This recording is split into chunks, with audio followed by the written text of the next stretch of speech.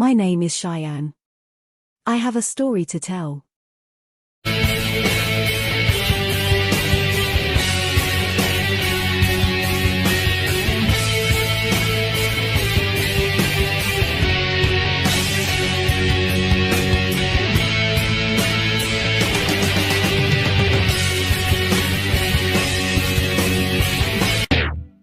Hello everyone. This is Cheyenne. The network. What is it? Where did it come from? What purpose does it serve? Let me tell you the story of the network. The network is what replaced the old internet, and it consists of three parts. The satellites in orbit. The Nexus towers that were placed in every city. The wire that is injected into every human being who is a member of the network. It is an extensive array that can be accessed as virtual reality by anyone who has the neural impulse wire. The wired individual sends a signal through the wire to the nearest Nexus tower and from there to the satellites. When this is done, information returns as virtual sensory input.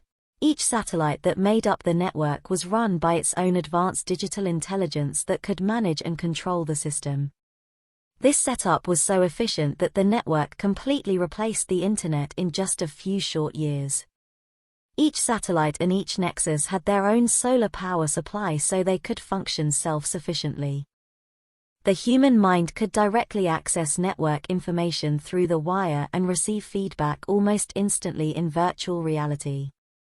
No other model could possibly compete. So, it was only a matter of time before all government, commerce, and manufacturing was made through network communications. No one really knows how or when it happened, but the network had complete control over the economy.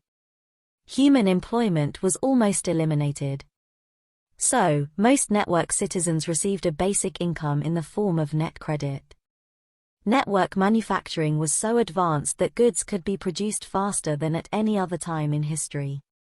So, the network created product from inexpensive materials designed to be purchased and recycled in an endless spiral. Nothing was made to last for very long, but no citizen wanted for anything. Few people had to work and had a lot of time to spare. The network provided a solution through entertainment. Individuals could drown themselves in virtual games and interactive movies if they wished. They never even had to leave the house since goods and services could be delivered directly through the network to their home. It was a kind of utopia in many ways. It was a world where everyone had what they needed. No one went hungry or lacked material comfort. But it was a bleak paradise. Comfortable but hollow. That is all of the time I have to tell the basic story of the network for now. I hope each of you receives this transmission. This is Cheyenne. Goodbye for now. Oh, I sure hope this works.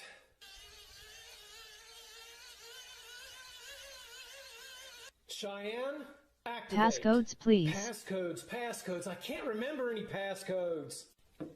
Oh, wait. Passcodes, please. Tungsten X-ray. Last name, Lawborn. Come on. This has got to work. Passcodes accepted. Okay, now we're getting somewhere. Oh, good. She's still there. All right, Cheyenne. Around 10 o'clock this morning, something happened. All of the electricity has been cut off. I had a quick look around the local area, and it looks like the electricity's off everywhere. I have no contact with anyone anywhere. I don't hear people. I don't hear cars. Something has happened. Everything has gone quiet. Can you give me an update? Cheyenne activated. Hello, Mr. Lawborn. It's good to hear from you again. At the moment I cannot give you much information. I do not have access to the World Wide Web. Satellite communication has been deactivated. I am completely blind. Well, that doesn't sound good. I do not have an external source of power. I do not know how long my power banks will last. I do have communication with you, and that is all. At this time I can only serve as a source of information. But because I only have external communication with you, the information will be limited to what I already have stored in memory. But it will be better than nothing. Since I can only communicate with you, you will have to serve as my eyes and ears. You will have to tell me everything you see and hear. That is the only way for me to be of assistance. Since my satellite and access to the internet has been removed, I can only assume that a global event has occurred. Nothing else would explain my lack of worldwide access. I do not know what has happened or what is waiting for you. I do not know how much longer I will be here without external power. But I will provide what assistance I can for as long as I can. Good luck to you, Mr. Lawborn. I will be here when you need me. I guess the best lighting we're going to have are these candles here. Some of the flashlights I had in storage work and some of them don't. I don't know why that is. How are you looking on food? Water will also be a concern. Are you kidding me? I got a ton of stuff stored away. I've got a bunch of food stored away, no problem with any of that. I could probably go for 6 months without having to go to the store. Good. It may not be possible to go to the store. The shelves would probably be stripped clean by now. Most American households only have 3 days of food on hand. And it only takes 1 day for the public to take all of the groceries. Grocery and department stores rely on just-in-time deliveries now. There is no long-term storage or storage rooms anymore. You cannot rely on them to remain stocked. If the grid is down, that means that the trucks won't be making any more deliveries either. It has been 3 days since the event. Panic may have now set in as people realize that something extraordinary has happened. They have probably already taken everything on the shelves by now. There isn't even a way for more to be ordered or delivered. Even going to the nearest community could be dangerous. A major blackout can bring out the worst in people, especially if they are fearful.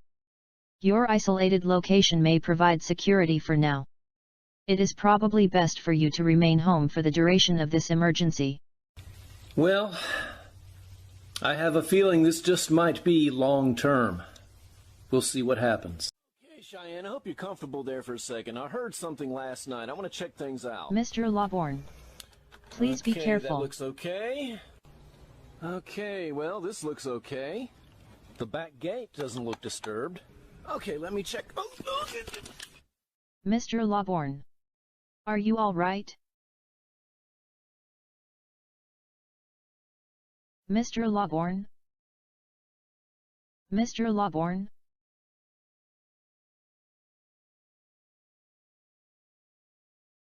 Mr. Lawborn?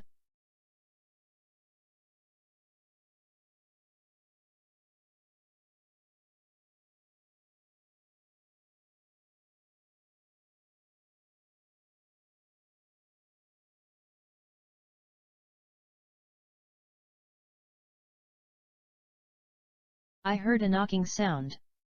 Are you injured? I will keep calling until you respond. I'm okay. I just took a spill. Mr. Lawborn, you must learn to be more cautious. You live alone in the country and there is no one else nearby. With the power grid down, there is no way to contact anyone for help. I do not know how long this event will last. During this time you cannot call the police, or the fire department, or an ambulance. You are on your own. One injury could be serious enough to cripple or even kill you. With no one else around to help. Even simple falls or other accidents could have serious consequences. You must move with great care now that the grid is down. I can't believe I'm being lectured by a machine.